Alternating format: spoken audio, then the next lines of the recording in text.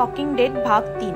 मी माझ्या केबिनमध्ये सायंकाळी 8च्या सुमारास पोहोचलो। या दरम्यान माझ्या डोक्यात फक्त गिल्डा भरून राहिली होती। मी आराम खुर्चीत बसून सिगारेट पेटवली। लांब लांब झुरके घेऊन प्रथम नाकातोंडातून धुराचे लोट वाऱ्यावर सोडले, नंतर ओठांचा गोल चंबू करून वर्तुळात असमानता सोडू लागलो।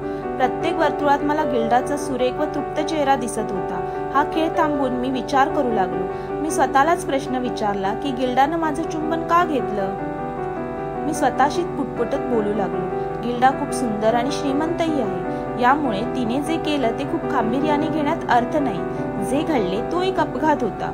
ती एका क्षणाची आसक्ती होती, ती सक्ती नव्हती पण आपत्ती होती। मला वाटतं तू असं समजू नकोस की तुझ्यासाठी ती आपल्या नवऱ्याला सोडेल, शिवाय तुझ्याजवळ आहे तरी काय तिला द्यायला। ही घाणीनं, सामानानं अन अस्वच्छतेने कळकटलेली केबिन पाहून ती इथं स्थिरावल असं तुला वाटतं तरी कसं। जे घडलं त्यावरून जर तू हवेत महाल बांधून असशील तर तू महामूर्ख आहेस।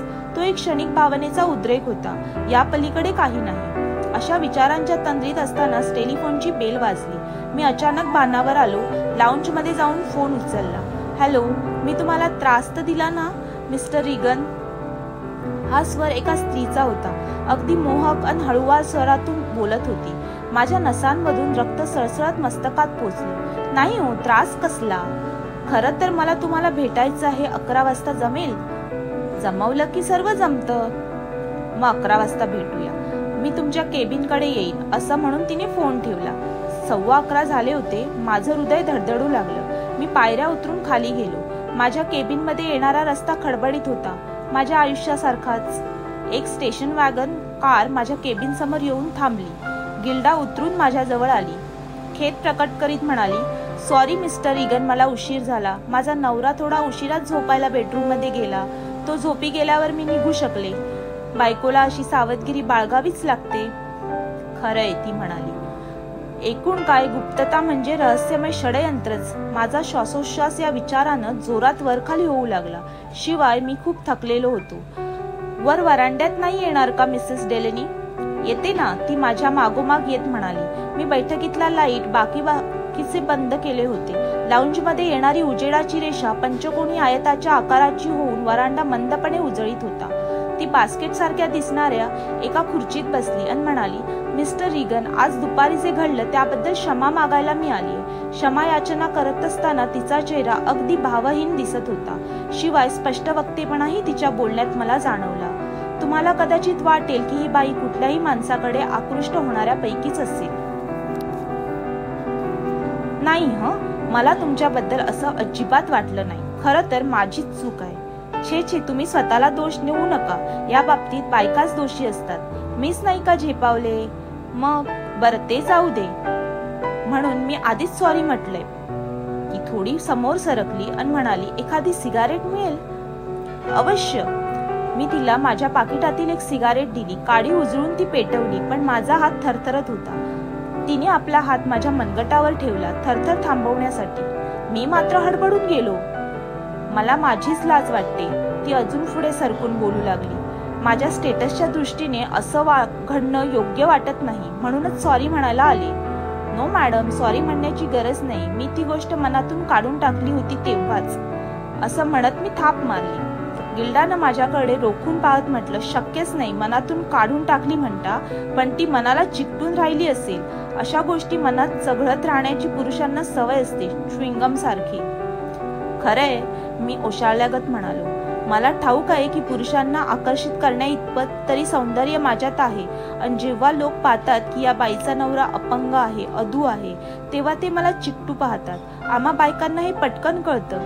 अजून तरी मला एकही आकर्षक किंवा चित्ताकर्षक माणूस आढळला नाही। मी बाकीच्यांना 2 हात दूरच ठेवते, वळून सुद्धा पाहत नाही। मी या 2 पैकी कोणत्या वर्गात मोडतो?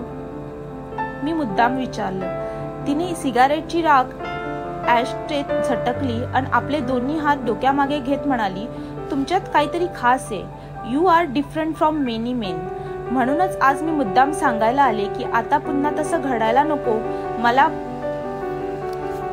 मी यापूर्वी एखाद्याच्या प्रेमात पडून लग्न केलं नसतं तर गोष्ट वेगळी होती, पण माझ्या नवऱ्याचं हे अपंगत्व लग्नानंतरच घडलंय। डेलेनी सर्वस्वी माझ्यावरच अवलंबून आहे। मी सुद्धा भावनेने आपल्या कर्तव्याला बांधलेली आहे. समजा तुम्ही कुण्या योग्य व्यक्तीच्या प्रेमात पडला आणि आपल्या अपंग नवऱ्याला सोडावं लागलं तर कुणीही तुम्हाला दोष देणार नाही. तुम्ही तरुण आहात, त्यामुळे मिस्टर डेलेनीलाही तुम्हाला बंधनात अडकवून ठेवायला आवडणार नाही. तो हताश होईल, निराधार होईल, हे खरंय, पण म्हणून तुम्ही आपलं तरुण वय वाऱ्यावर सोडणं बरोबर नाही. जनरल सेन्स म्हणजे लोकांच्या सामान्य तत्वाप्रमाणे म्हणाल तर तुमचं बरोबर आहे, पण खरी गोष्ट ही आहे की त्याच्या पंगुत्वाला मीच जबाबदार आहे. तुम्ही हे काय बोलताय? आश्चर्याने मी विचारले. होय, माझ्यामुळेच हा अपघात झाला होता, मिस्टर रिगन. म्हणून म्हणते, लग्नबंधनाची कर्तव्य, बांधिलकी, नीती नियम असोत, इतर लोक काहीही करोत, पण मला माझ्या कर्तव्याची जाणीव आहे. छान, आजकाल असं ऐकायला पाहायला मिळत नाही. You are so dedicated wife. Great. पण हा अपघात तुमच्या हातून घडला हे कसं काय? खरं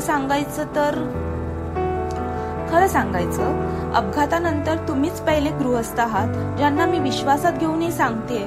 पण तुम्ही बोर होणार नसाल तर? छे हो, त्यात बोर व्हायला काय झालं? तुम्ही सांगा, मी ऐकतो. गुड. तिनं आपला उजवा पाय डाव्या मांडीवर ठेवला आणि सांगू लागली, माझ्या आणि डेलेनीच्या लग्नाला 4 वर्षे झाली. लग्नानंतर 3च महिन्यात हा अपघात घडला. ती ठोकळेबाज भावहीन आवाजात बोलत होती. जॅक आणि मी एका पार्टीला गेलो होतो. तो एकसारखा पीत होता. मला असं सतत पिणं आवडत नाही. मी डोळे वटारले, भुवया उंचावल्या की त्याचा ग्लास दारूनं अजून फुगायचा. बापरे, मग ड्रायव्हिंग कोण करायचं?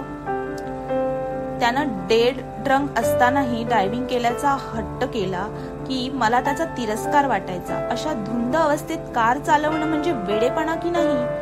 होय ना, दोघांना व इतरांनाही घातक.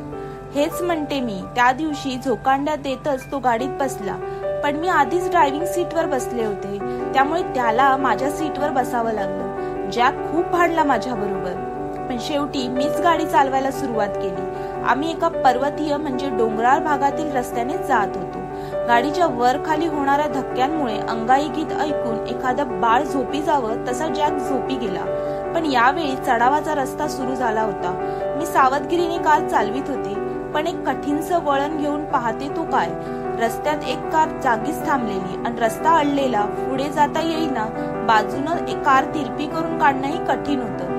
कारचा रंग व नंबर पाहून लक्षात आलं की ही ओळखीची व्यक्ती आहे.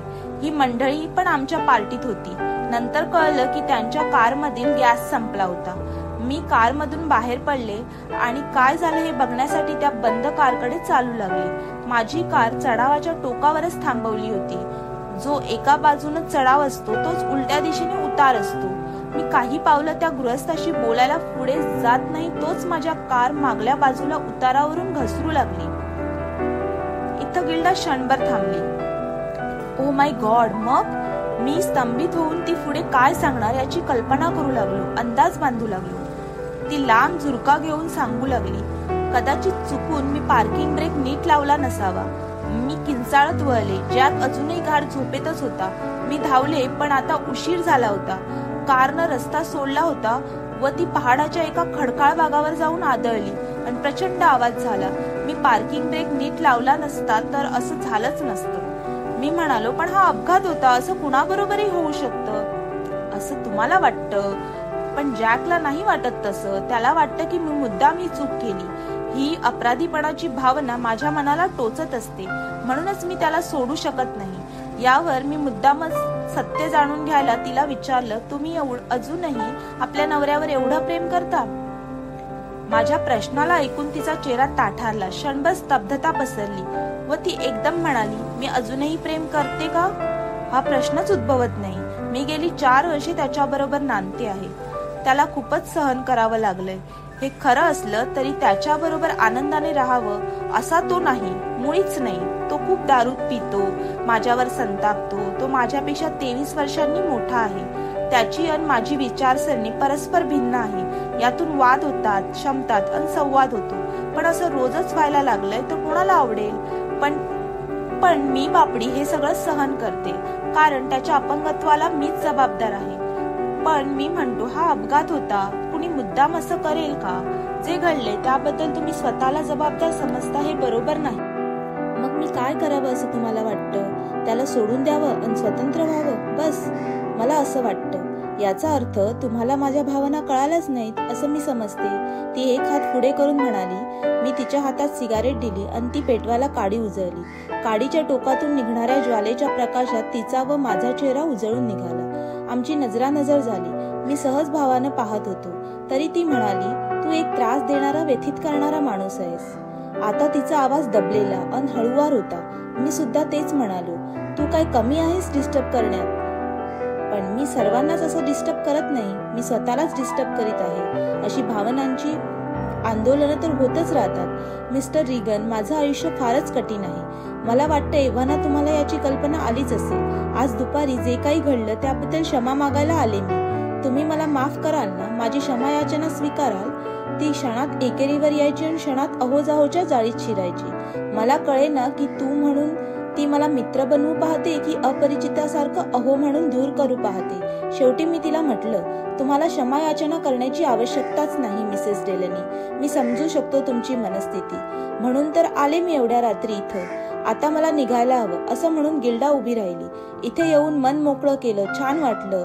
किती शांत जागा आहे ही। मी मारियाला म्हणजेच माझ्या मोलकरणीला विचारलं तेव्हा तिनं सांगितलं की तुम्ही इथे एकटेच राहता, तुम्ही लग्न का नाही केलं? हो, मी इथे एकटाच असतो। मी तिच्या आणि ती माझ्या डोक्यावरून पलीकडील गर्द हिरव्या झाडांच्या टोकाकडे पाहत होतो। निळाभार आकाशातील चंद्राची चंदेरी कडा झाडांभोवती वलयांकित झाली होती। सर्व वातावरण भावगंभीर झालं होतं। तुम्हाला लग्न करावंसं वाटलं नाही का कधी? तिने अनावश्यक प्रश्न विचारला। तसं नाही, मला अजून एकही योग्य अशी मुलगी आढळली नाही। हे ऐकताच गिल्डानं माझ्यावर नजर फेकली। तिच्या चंद्रप्रकाशातल्या चेहऱ्यावर मला कडवट हास्य दिसलं। समजा लग्न केलं तर तू तिच्या सहवासात समाधानी राहशील? शक्यता कमी। एकीलाच जन्मर बांधून राहणं मला जमणार नाही, त्यामुळे एकटं राहणं बरं। तुम्हाला जसं वाटतं तसंच मलाही वाटतं। नाही, मी पत्नी कर्तव्याच्या पिंजऱ्यात अडकली आहे। मला स्वातंत्र्य नाही ही जाणीव मोठी जीवघेणी, वादळी, जीव घुसमटून टाकणारी आहे। मिस्टर रिगन, मी डेलनीवर कधीच प्रेम केलं नाही। माझ्याकडे माझ्या सौंदर्यापलीकडे एक रुपयाही नव्हता।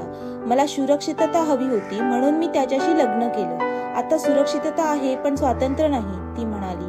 मला तुमच्या एकटेपणाची चिंता वाटते। मी उद्या काय करेन याबद्दल आज सांगू शकत नाही। मला अचानक जाणवलं आणि घाईने इथे आले। तुम्हाला सत्य काय आहे हे सांगणं मला आवश्यक वाटलं। मी तिच्या हातावर हात ठेवला आणि भाऊक होऊन म्हणालो, गिल्डा। तिने एकदम वळवून माझ्याकडे पाहिलं। ती थरथरत होती। गिल्डा, मी तुझ्यासाठी वेडावलो आहे। मी सुद्धा आतापर्यंत ढोंग करीत होतो। माझ्या अंतस्थ भावनांविरुद्ध उगाचच संरक्षणात्मक भूमिका वठवीत होतो, पण तुझा स्पर्श होताच मी तिला आपल्या बाहुपाशात ओढलं। तिच्या स्पर्शातील ओढ मला जाणवत होती। मी तिला उचलून केबिनमध्ये घेऊन गेलो। याच वेळी एक तांबट रंगाचं घुबड माझ्या गॅरेजच्या छपरावर बसलं होतं। ते अचानक चंद्रबिंबाला आडवं होऊन दृष्टीआड उडालं। त्याची मंद सावली माझ्या वरांड्यात पसरली आणि दुप्प झाली। श्रोतेहो, या कथेचा पुढचा भाग पाहण्यासाठी उजवीकडे दिलेल्या लिंकवर क्लिक करा।